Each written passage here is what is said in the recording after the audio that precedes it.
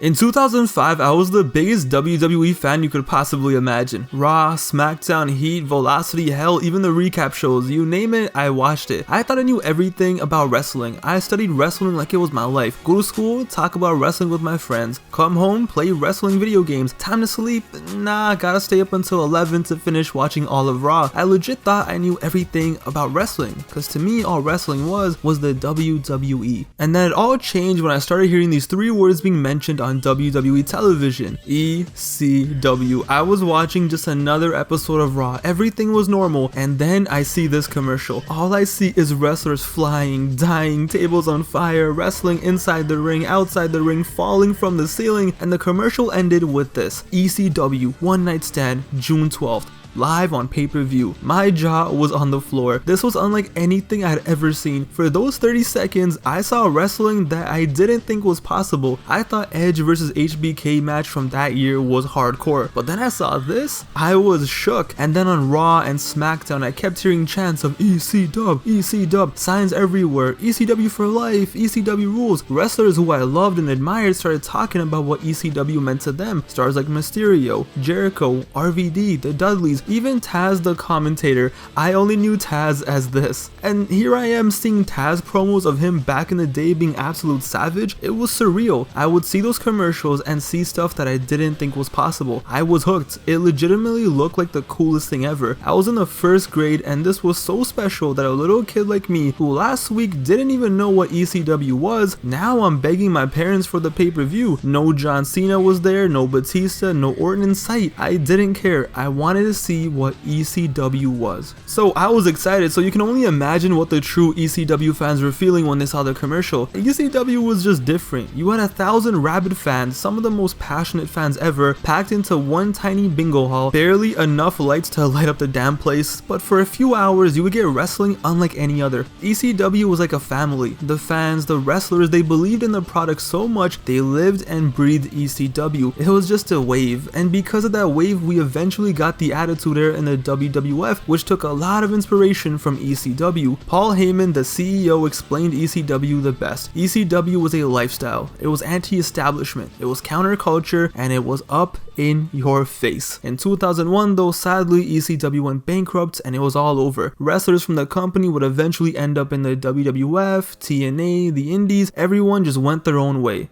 But there was still a market for ECW. It's not like ECW died because a product sucked and Vince Russo came and ruined everything. No, they just ran out of money. They went bankrupt. And that was evident when years later in 2004, the WWE, who owned ECW then, made a documentary called The Rise and Fall of ECW. And that video did so well, it's one of the most bought WWE DVDs ever. So there was a market of hardcore fans that missed ECW more than anything. The fans who for 3 years wished they could go back to the glory days for one more night. And there were fans like me who had no idea what ECW was, but from a simple commercial got them so invested that I needed to watch it. Then you add in the drama of ECW versus WWE. Eric Bischoff, who hated ECW more than anyone, got his WWE Crusaders ready and they were going to march into One Night Stand and kill ECW for the final time. And ECW was ready. As Paul Heyman said, it was going to be gang warfare. 4 years later, after the company was dead, after wrestlers moved on and the fans moved on, for one night the magic was going to be back. New York City, the Hammerstein Ballroom, live on pay-per-view. Only 2,000 fans in attendance, but 2,000 of the loudest, rowdiest fans you can imagine. One more epic night of classic ECW matches, one more night of the Extreme Revolution. It was ECW One Night Stand.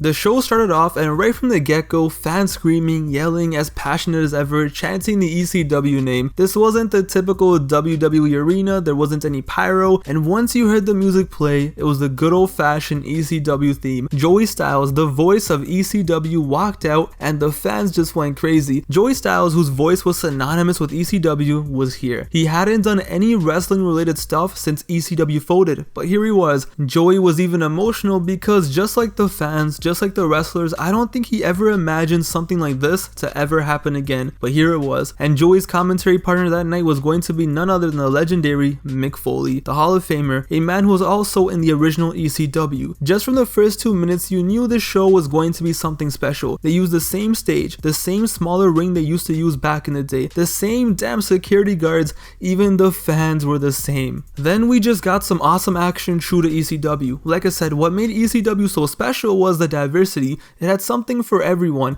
It was a lot of blood and guts and violence, yeah, but it wasn't just that. And this night proved it. On this night, we got Lance Storm versus Chris Jericho. Not Y2J, but Lionheart. And this was just a good old-fashioned technical wrestling match with some awesome spots that made you go whoa, and the fans the entire time were engaged. ECW fans were not just some bloodthirsty rowdy fans, they appreciated the art as well, but of course they had to put in a little traditional ECW flavor into the match, and they chanted "She's a crack whore" at Dawn Marie. I love ECW. So you got the technical wrestling, what's next? How about a lucha libre high-flying masterclass? Super Crazy versus Tajiri versus Little Guido with like 50 other wrestlers such as the FBI and Mikey Whipwreck at ringside. We got it all. Moonsaults, baseball slides, flips, backbreakers. It's the little things that make me love ECW. When Super Crazy was doing punches in the corners, the fans didn't count along in English saying 1, 2, 3. No, it was uno, dos, tres, cuatro. This match was so fast-paced. It was like watching a match on fast forward.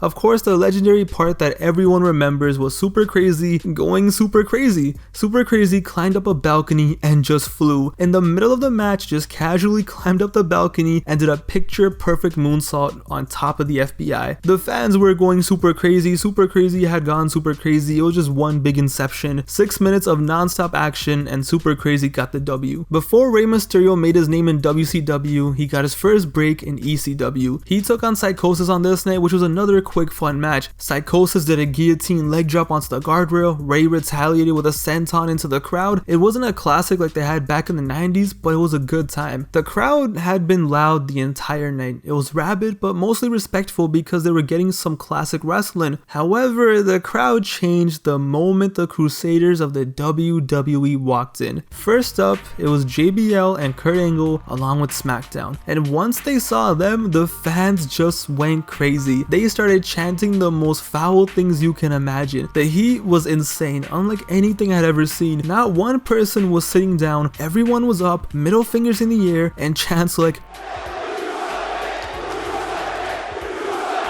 being chanted at Kurt Angle. And how does Kurt Angle reply? Like the legend he is, "Your mother taught me how!" Iconic. JBL and Angle just rip into the fans, calling them morons and lowlives and losers, just degrading ECW. And out comes RVD, Mr. Pay-Per-View, the whole effing show, along with Bill Alfonso and that damn whistle. And even though the fans knew he couldn't wrestle due to his injury, they were worshipping him. RVD just talked and the fans hung on every word. He looked right at the Smackdown Crusaders and just started shooting. Eventually, he did get a little emotional because he couldn't wrestle, and it killed him. He said that this hurt more than missing WrestleMania. He talks about how this was his idea and how much this meant to him, and then out of nowhere, bang, gore. Rhino out of nowhere destroys an injured RVD and he's attacking his leg. RVD is screaming. Rhino wants to do some crazy damage, so he takes off his knee brace and then the lights go out. The crowd starts screaming, and no, this wasn't going to be The Undertaker, nah. The lights are back and it's Sabu pointing to the ceiling. The ECW legend, RVD's former tag team partner, one of the craziest wrestlers ever, filled with scars on his body from all of his wars in ECW, it was Sabu. And just like that, Sabu versus Rhino. Sabu was doing all of his fire moves, Hurricane Rana's leg lariats, and to this day, I have never seen someone use a chair in a wrestling ring like Sabu. Most people just use a chair to hit their opponent, in the face. Sabu, nah man, this guy was innovative. He would jump off them, charge with them, drop kicks, you name it, he did it. Rhino eventually took control and tried goring Sabu. Instead, Sabu brought the ref in and poor ref got absolutely destroyed. RVD comes in, does a little 1-2 to get his revenge, and then it was time. It wouldn't be ECW without some tables, and Sabu got Rhino on the table, got a chair, and hit one of the coolest, one of my personal favorite wrestling moves of all time, the Arabian Skull Crusher. Yo, what a maneuver. Sabu got the win. That was the magic of ECW. On one night, you had a man jump off a balcony, wrestler went through a table, chair shots everywhere, but you also had Ray and Psychosis, Lance Storm versus Jericho, and even though Super Crazy went super crazy, they actually wrestled. And during this whole time, things just kept heating up with the Crusaders. So the SmackDown Crusaders were already out, but out came the Raw ones. Eric Bischoff and Coach led the charge with Edge and others right behind them,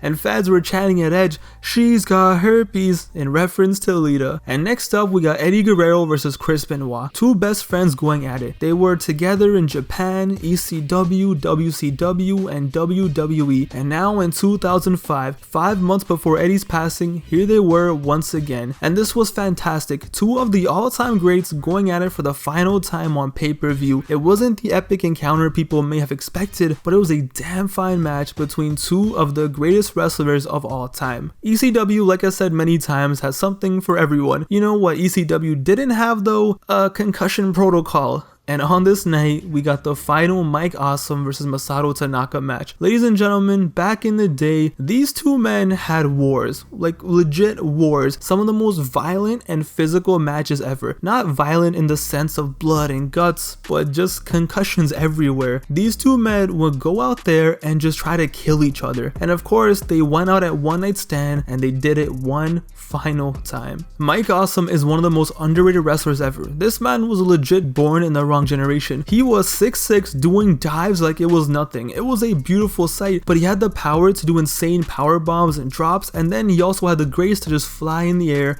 and do stuff like this. And then Tanaka was just insane. He wanted to take all the damage, and he did. These two men just said, last time ever, bet, let's just tweak. And they tweaked harder than a crackhead on the corner. Power bombs from inside the ring to the outside, through tables, chair shots to the head non-stop, dives, spears. A tornado DDT off the top rope onto chairs wasn't enough. Okay, it's fine. How about a tornado DDT off the top rope onto a broken table? This was just insane. My head started hurting watching this. This match was so wild that JBL, the SmackDown Crusader, the heel, the man whose only job was to be there to degrade ECW, was having the time of his life watching this. Please go out and watch this match and watch the older matches. I have seen a lot of wrestling in my life, but whenever I watch a match between these two, I'm just there with my jaw on the floor. Legendary.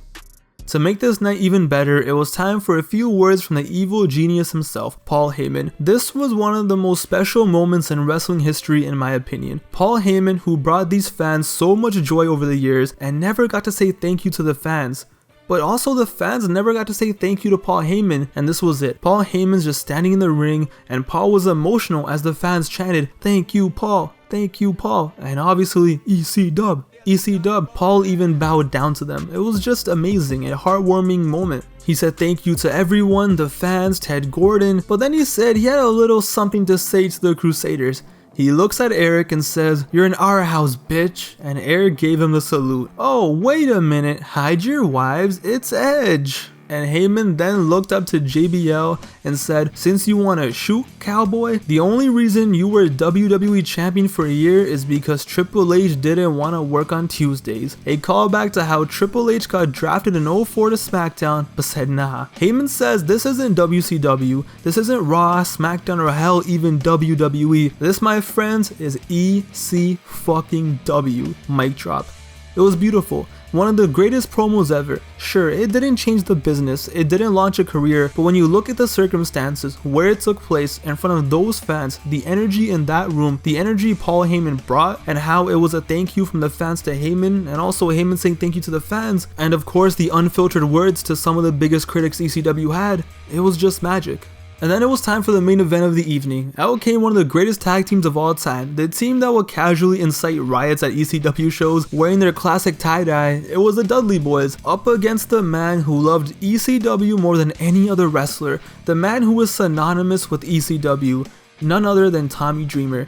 Dreamer's entrance is beautiful. Just seeing the joy on his face, this was a man who lived and breathed ECW and still does, and when it closed down, he was hurt. But here he was for one more night about to wild out. You can see him mouth the word wow with just the biggest smile on his face. You can tell how much this meant to him. This meant the world to him. But the coolest moment was when he was standing there and his reaction once Enter Sandman hits. The fans erupt louder than they had been all night, and all you see is Sandman standing on the balcony, swamped by fans, holding a Singapore cane and a beer. Fans are bopping their heads to the music, jumping up and down like it's a rock concert, and Sandman makes his way down. One of the greatest entrances ever. The crowd sings along to each and every word, and I get chills just thinking about it. As Sandman drinks his beer and walks down to the ring looking like the coolest person ever, pouring beer everywhere, bashing the can to his head. The man was busted wide open before the match even started. This was vintage ECW. The fans were in a frenzy, and like I said, I just get chills. This is simply iconic. This was ECW. This is one of the greatest entrances ever. Sandman is just wilding out. He's plastered. He's ready for war. He's challenging the Crusaders to come down, and here we go. It was going to be a war. The Dudley Boys versus Tommy Dreamer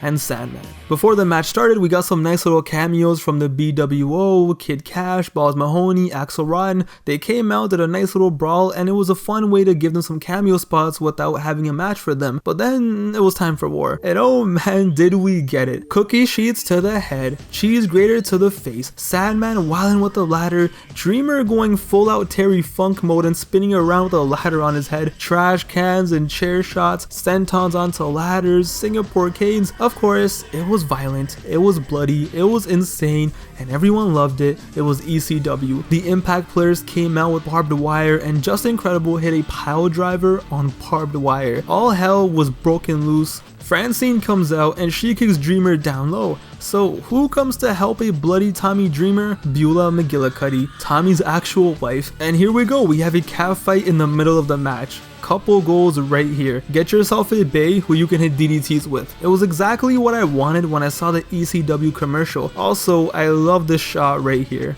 It's just amazing. On this night, we got technical wrestling, we had high flying, we had a little taste of hardcore, we had a physical war, but this was the grand finale. This was why ECW was changed from Eastern wrestling to extreme wrestling. And they didn't disappoint. So the Dudleys got a table and powerbombed Sandman through the table. Dreamer got 3D'd, he's a mess, it looks like everyone's done. And you would assume, okay, it's over. But on this night, the night that represented ECW perfectly, there was one thing that was missing. The Dudleys get another table, Spike, the third Dudley brother, runs out, and ladies and gentlemen, we got a table on fire. Fans are on their feet screaming, there's two men just down, there's carnage everywhere, and there's a table on fire, and somebody was gonna go through it, and poor Tommy Dreamer just got slammed into it, and man, it looked like he had a seizure. 1, 2, 3, it was over. The Dudley boys got the win. Sandman, Tommy, Beulah are there. Tommy is basically dead, and all you hear is Sandman screaming, "Someone get me a beer!" Never change, Sandman, never change. Okay, for real though, can someone get Sandman a beer? Well, there happens to be a perfect person who also used to be in ECW that happens to be associated with beer just as much as Sandman. Out comes Stone Cold Steve Austin. Stone Cold the Legend comes out, the crowd is going nuts. He tells Sandman he's just not gonna give him a beer, but everybody involved with ECW. Austin said they're gonna have a beer bash. All the ECW troops came out, the ones that were on the show and a lot that weren't even on the show, and they were all in the ring, and I'ma just pause right here. This is what makes this show so special. I said ECW was like a family. The wrestlers, the fans, the workers, and after the company shut down, everyone went their own separate ways. But here, for one night, it felt like 1999 again, or 98 or 97. This is a moment in history none of them will ever forget, and a moment fans will never forget. Sadly, a lot of ECW talent has died over the years, before this show and after. Wrestlers who were in that ring, like Axel Rotten and Balls Mahoney, but this moment right here, everything was good. It was like time stood still. It's a moment that will remain in wrestling history. It was a moment when the family was together once again. Sure, there would be reunions after this, and yes, some wrestlers like Raven and Shane Douglas were missing, but still, this was just something special. Stone Cold said, yeah, we can have a beer bash, but first he wanted to see a fight. He said he wants to see the WWE superstars take on the ECW wrestlers, and he was gonna sit there and watch what happens. Sandman is just begging for a beer at this point, and Austin's like, okay, listen, after this I'll get you one. So down came the Crusaders, they walked down, they entered the ring, and here we go. There was only one way to close the night: gang warfare. The wrestlers are in the ring, Eric Bischoff went to commentary, the ECW side is on the left and the WWE side is on the right, and the crowd starts chanting, "We want Taz." Taz, who got destroyed by Angle on Smackdown, was nowhere to be found. Until now. Out came Taz, and that's Taz with one Z. Kurt Angle is like, wait, what? And they just went at it. It was one of the coolest looking brawls I had ever seen. One, because the ring was filled. Second, just the environment. Everyone was standing, everyone was screaming. It was just a mess. It was perfect. Taz got the Taz mission on Angle. Shades of Rumble 2000. ECW clears out the ring with the Crusaders, and ECW for one night reigned supreme. The WWE heels got sent the hell out. They're slowly walking away and just taking the L. It was an amazing way to end the show, but there was one thing left. The biggest hater of ECW was still there, and he was about to catch it. Eric Bischoff gets grabbed by Mick Foley from the announce table and gets dragged to the ring. He's in there just surrounded by the talent that he roasted and degraded for years. He's surrounded by people like Austin, who he fired, and GG Eric caught it from every single angle. 3D, 619, diving headbutt. Bischoff is just dead, and Austin goes up to him. Eric, can you hear me? What are your thoughts on the evening? Eric says, ECW! Stone Cold gets the talent to raise him up, and bang, Stone Cold Stunner. The beer bash begins, Eric Bischoff is dead, and the curtains close, and that's the show. What a moment. A legit moment in wrestling history that I doubt anyone will ever forget. From the great matches to the great moments, from the crowd being crazier than any crowd we had ever seen on an official WWE pay-per-view before, to the talent themselves being themselves and saying what was on their mind. This was just magical. 4 years ago, the company died. They never got to say a proper goodbye. They never got to have that one last epic show. But 4 years later, here it was. This meant the world to everyone involved. After this, they tried a revival of ECW. We all know how that worked out. After this, talent retired, talent passed away, life went on. But on this night, ECW was alive again. As a kid watching this, I loved it. I thought it was super cool, but I didn't understand the magnitude of how special this was. As an adult watching this, it just makes me smile ear to ear. ECW finally got the credit they always deserved. Well, I hope you guys enjoyed the video. This video was very special to me. Like I said, I have an attachment to the show. Even though I didn't grow up during the original ECW run, I vividly remember sitting there watching the commercials, watching the pre-show, and just begging my parents to get this show. So to me, this will always have a special place in my heart, and I know it has a special place in a lot of people's hearts. So thank you guys for watching. Follow me on Instagram and Twitter. Like, comment, subscribe, dislike it if you dislike it, leave a comment. Thank you guys for watching. It really means the world. I hope you guys enjoyed, and stay tuned for more content coming soon.